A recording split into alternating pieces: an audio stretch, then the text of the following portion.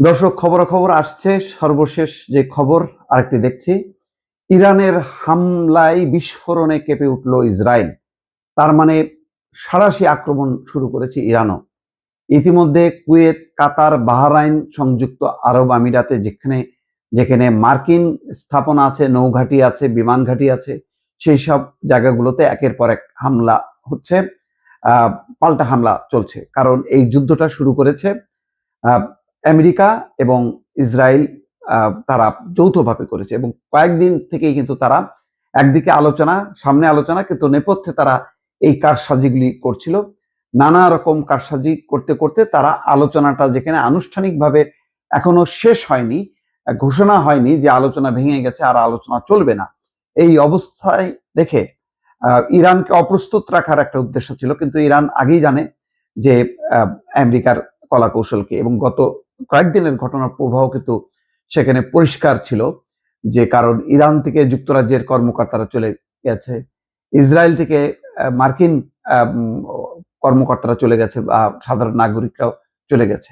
এখন যেটা চলছে, পুরো মধ্যপ্রাচ্যে কিন্তু যুদ্ধটা ছড়িয়ে গেল। যেখানে যেখানে মার্কিন স্থাপনা আছে সেখানে যুদ্ধ চলছে। এই যুদ্ধের পরিণতি কোথায় শেষ হবে কেউ জানে না। একটা মানে এই যুদ্ধের ভয়াবহতা বলা যায় যে ব্যাপক, এবং এই যুদ্ধের মূল যদি কারণ বা এর দায় যদি নির্ধারণ করতে হয়, তাহলে এটা মার্কিন যুক্তরাষ্ট্রকেই এর দায় বহন করতে হবে। কারণ মার্কিন যুক্তরাষ্ট্র তার যে দৃষ্টিভঙ্গি, ভেনিজুয়েলার নির্বাচিত প্রেসিডেন্ট মাদুরোকে যেভাবে তুলে এনেছে, তারপর থেকেই একটা যুদ্ধের নেশা পেয়ে বসছে ডোনাল্ড ট্রাম্পকে। এবং এই যুদ্ধের খেসারত হয়তো তাকে দিতে হবে চরমভাবে। কারণ আমেরিকা যদি মনে করে থাকে যে তারাই শুধু খেলবে, সারা তাদের সামরিক শক্তি, তাদের অর্থ শক্তি দিয়ে অন্যদেরকে দমন করবে, সেই চেষ্টা তারা বহুকাল করেছে আগেও। আফগানিস্তান থেকেও তাদের লেজ গুটিয়ে পালাতে হয়েছে, এবং পালানোর সময় কি পরিমাণ তাদের ধ্বংসযজ্ঞ দেখতে হয়েছে এবং জীবনহানি হয়েছে মার্কিন সেনাদের, সেটাও নিশ্চয়ই সবার স্মরণ আছে। সুতরাং এই যে যুদ্ধের নেশা পেয়ে বসছে ডোনাল্ড ট্রাম্পকে, তার খেসারত কিন্তু দিতে হবে। ইরানের বারবার তাদের বক্তব্য যে আমরা আলোচনা চাই, কিন্তু ট্রাম্পের এ হচ্ছে হুমকি যে 15 দিনের মধ্যে, 10 দিনের মধ্যে আলোচনা শেষ করতে হবে, না হলে হামলা হবে।